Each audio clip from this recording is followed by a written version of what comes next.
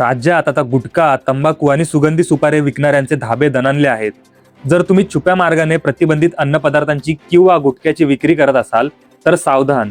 कारण राज्याच्या अन्न आणि औषध प्रशासन विभागाने म्हणजेच एफडीएचे नवे आयुक्त तुकाराम मुंडे यांनी आता थेट ऍक्शन मोड ऑन केलाय. चार्ज घेताच तुकाराम मुंडे यांनी राज्यात भेसळयुक्त अन्नपदार्थ आणि बेकायदेशीर गुटखा विक्री विरोधात कारवाईचा धडका लावला आहे.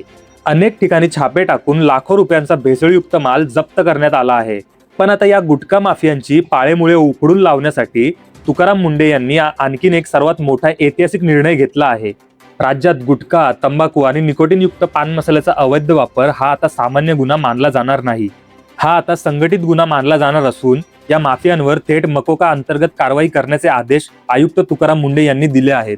या धडक कारवाईतून केवळ किरकोळ विक्रेतेच नाही तर गुटख्याचे उत्पादक, मोठे पुरवठादार, वाहतूकदार आणि गोदाम चालकही सुटणार नाहीत. ही संपूर्ण साखळीच उद्ध्वस्त करण्याचा इशारा प्रशासनाने दिला आहे. ग्राहकांना भेसळयुक्त अन्न पदार्थांची किंवा अशा अवैध विक्रीची माहिती सहज देता यावी यासाठी एफडीएने एक विशेष हेल्पलाईन नंबर देखील जारी केला आहे.